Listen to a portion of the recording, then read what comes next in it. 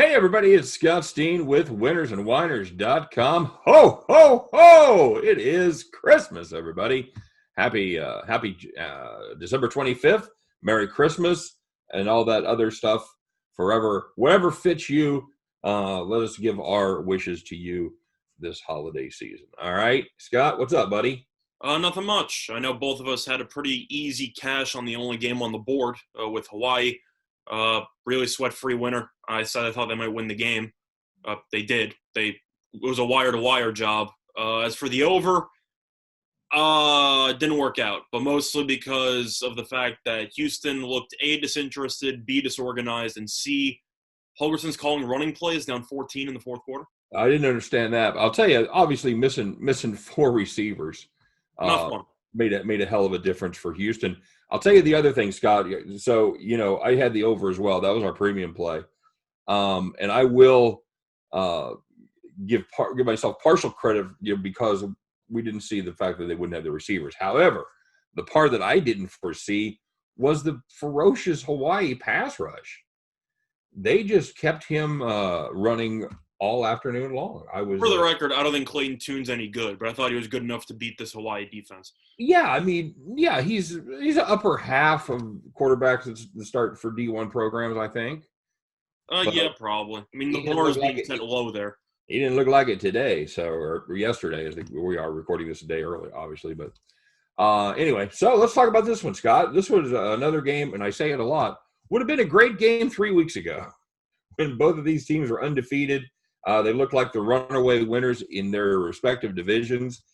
But oh, how the fortunes have changed of the Marshall Thundering Herd and the Buffalo Bulls. Scott, which of these teams has been more disappointing? No, it's got to be Marshall because Buffalo might have lost one game. It was in the conference title game. Marshall was undefeated and then lost his 20-point favorites at home to Rice, and then proceeded to look somehow almost as bad offensively the day after. Like, we knew Buffalo's defense was an issue, but we thought they'd be good enough to beat Ball State. So, yes, they underperformed. Yes, they didn't play well, but that's one game. Marshall's had back-to-back stinkers, so I got to go with Marshall. Plus, UAB was missing, what, like 20-something people? Yeah. So I got to go with Marshall being more disappointing. Yeah, and we saw this UAB team in action earlier this week when they put up 10 points. So, yeah, we've seen what that offense can do, and we talked about how UAB 10 points when? When was that?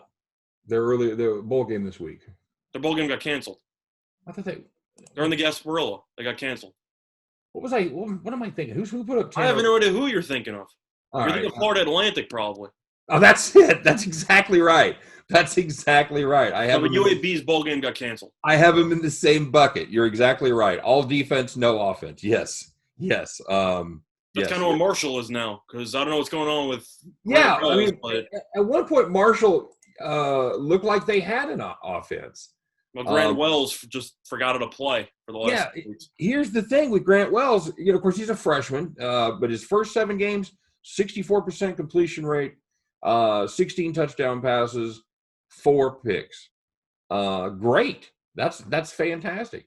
Last 2 games, Scott, 45% completion, 2 touchdown passes, 5 interceptions through all 5 of those interceptions against Rice. Yeah, he had 2 touchdowns, no interceptions against UAB, which sounds decent. Right. Completed 34.8% of his passes. Yeah, 8 for 23, I think. That is no bueno. No, and it's not going to get it done. Now, this Buffalo defense is no great shakes. You look at their schedule, and I was sucked into Buffalo, into being a Buffalo Bull. I'm simply sucked in because I watched the ball. Wait. Okay. Wait, I think that deserves more space. Okay. A Buffalo Bull lever. Okay. Yeah. Okay, I see you. Okay, there. That's all I want. Just a little pause right there. Nice. Go ahead. Yeah, I was going to say that the reason why I liked them against Ball State was because I saw Ball State play against Western Michigan. I thought they were pretty fortunate to win that game. Right. But I knew that Buffalo's defense wasn't great. But with that offense, you just assumed it really wouldn't matter. Like, if they just got a couple of stops here and there, they'd be fine. And then Ball State came around, and not only did Patterson get banged up and do nothing, Marks is pretty good in relief, though, because he's a really good backup running back.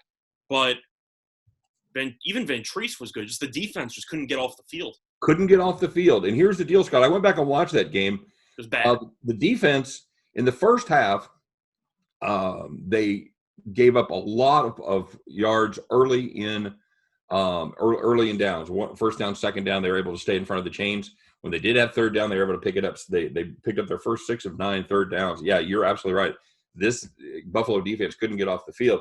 And you might have seen just a little glimmer of a problem with that Buffalo defense, Scott. They gave up 31 to Northern Illinois, or 30 to Northern Illinois, and they gave up 41 to Kent State. And you go, well, like a lot of handicappers, I just wrote it off saying, well, that was a situation where they scored too early, they scored too often, the defense got gassed, they put second and third stringers.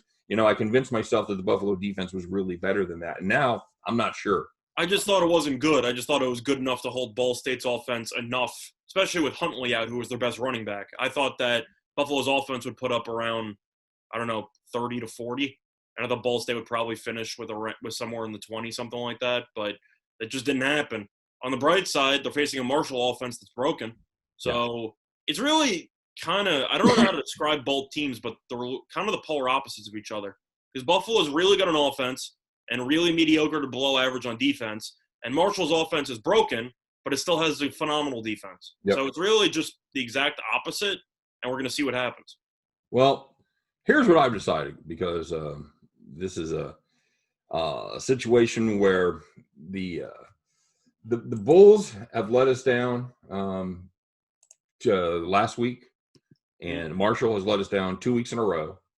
So this is a tough one. How you leaning in this one? Well, I said they let us down two straight. I didn't have anything on the Marshall-Rice game, or actually the UAB game. I just leaned to Marshall on that side. But for this game in itself, oh boy, I think I have to lean to Buffalo, just because of the fact that Ventrese actually showed me something in the bowl game. So even if Patterson is a little bit banged up, first of all, Marshall's run defense is one of the best in the country. They're giving up 88.9 rushing yards per game. So this team can stop the run against most teams. I don't know if they'll be able to do that against Patterson and Marks, but Ventrese actually looked pretty good. I think that was one of the bright spots of Buffalo, is that they actually threw the ball pretty well.